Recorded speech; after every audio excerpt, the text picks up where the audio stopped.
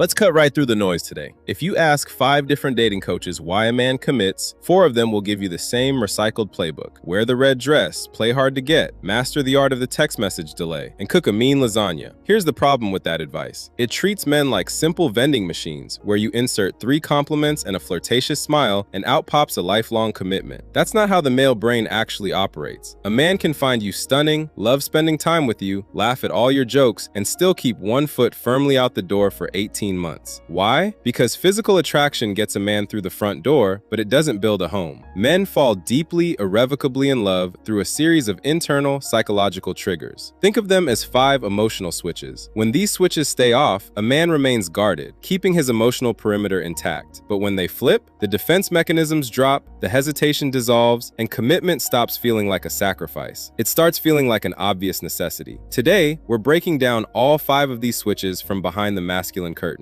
And stick around, because switch number 3 is the silent deal breaker that over 90% of intelligent, well-meaning women accidentally miss. Let's get into it. Switch number 1, the competence catalyst. Let me let you in on a foundational piece of male psychology. A man's identity is heavily wired around his sense of efficacy, utility, and impact. From the time boys are young, they are taught that their worth is tied to what they can build, fix, solve, or protect. Now, how does this play out in modern dating? A man cannot fall in love with a partner in whose presence he consistently feels incompetent, managed, or redundant. I see this dynamic happen all the time with smart, capable women. You're used to running your life, managing projects, and getting things done efficiently. So when you're in the car with him and he misses an exit, your immediate reflex is, why didn't you turn left? Google Maps clearly said left. Or he's putting together a piece of furniture and you sigh, take the Allen wrench from his hand and say, just let me do it. To you, that's just practical efficiency. To him, it's a micro critique. It sends a quiet signal that reads, you are inadequate and I need to supervise you. When a man feels supervised, his romantic attraction shuts down. He drops into dynamic paralysis. He stops taking initiative because why bother trying when he's just going to get graded poorly on the assignment? To flip this switch on, you don't have to play dumb or pretend you can't change a light bulb. It's about creating moments where his masculine effort has a tangible, positive outcome for you. When he navigates through terrible traffic or figures out a reservation, don't just ignore it. Tell him, I love that you always get us where we need to go without stressing out. Thank you. When a man realizes that his presence genuinely improves your world and makes you smile, you activate his protective drive. He feels useful, respected, and effective. That's the first switch. Switch number 2, the psychological sandbox. Most men don't actually fear commitment. What they fear is emotional claustrophobia. They fear waking up 5 years from now inside an invisible cage where their hobbies, their solitude, their male friendships, and their individual sovereignty have been systematically auctioned off. When entering a relationship feels like signing up for an emotional prison sentence, a man's instinctive response is to pull back and tap the brakes. High-value men are magnetically drawn to women who have a vibrant, thriving world of their own. If your entire universe shrinks down to his text response times and his weekend plans, the pressure becomes suffocating. The sandbox principle means this: when 2 people are together, the relationship should feel like a wide-open playground, not a tight leash. When he says he wants to spend a Saturday afternoon working in the garage, playing golf,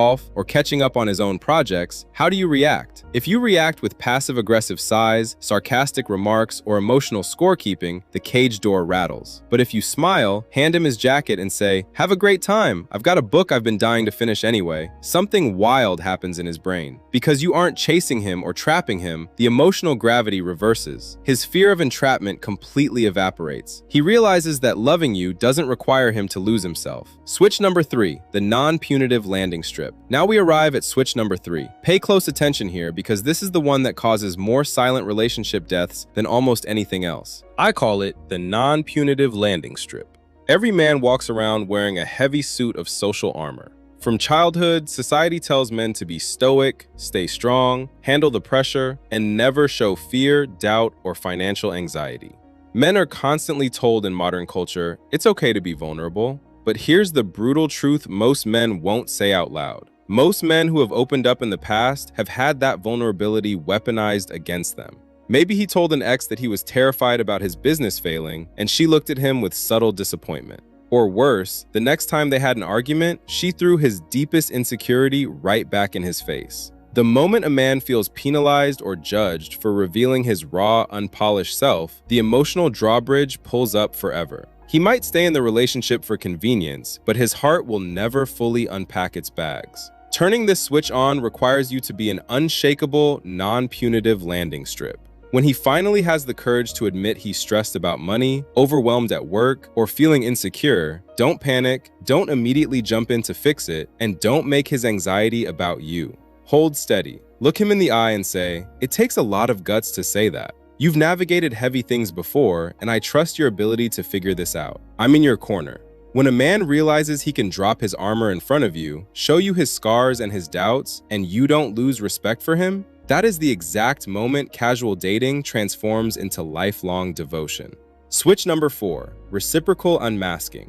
Let's be honest for a second. There is a massive difference between loving a man for who he actually is and loving an idealized projection of a man. A lot of women fall in love with potential. You fall in love with the romantic archetype, the protector, the provider, the polished boyfriend who says all the right things on date 3. And while that sounds flattering on the surface, for a guy, being placed on a pedestal is exhausting. It doesn't feel like love, it feels like stage fright. It means every day he has to wake up and play the role of the guy you invented in your head, terrified that if he slips up, the illusion will shatter. A man doesn't fall in love when you put him on a pedestal. He falls in love when he realizes you see the real, unpolished human being underneath it, and you genuinely like that guy. He wants to know that you notice the specific, weird little nuances that belong only to him. Not just, "You're so handsome," but how you notice the way his mind works when he's breaking down a complex problem. How you catch the way he quietly makes sure an older relative is comfortable at dinner. How you laugh at his dry, offbeat sense of humor that most people don't even catch. And this works both ways. When you drop your own perfectly curated persona around him, when you show your quirky side, your unvarnished opinions, your occasional clumsiness, it gives him permission to breathe. When you look at him and say something as simple as, "I love how your brain works when things get chaotic," you always find the angle everyone else misses. You aren't praising a generic trophy, you're validating his specific essence. That's the switch of genuine, unmasked connection. Switch number 5, the shared horizon. Here is something women often overlook about the male timeline. A man can adore your company, enjoy traveling with you, and have incredible physical chemistry with you, but he will not commit his long-term future until he can clearly visualize what your combined life looks like 10 years down the road. Men are inherently mission-oriented. Deep down, when a man contemplates marriage or lifelong partnership, he asks himself one foundational question. Is my life going to be stronger, calmer, and more focused with her by my side, or am I inviting permanent chaos into my kingdom? If every disagreement turns into high-stakes drama, if financial attitudes are in constant war, or if your fundamental life values pull in opposite directions, his forward-looking switch stays dead in the off position. To flip this switch, you have to show him that you know how to operate as a unified front.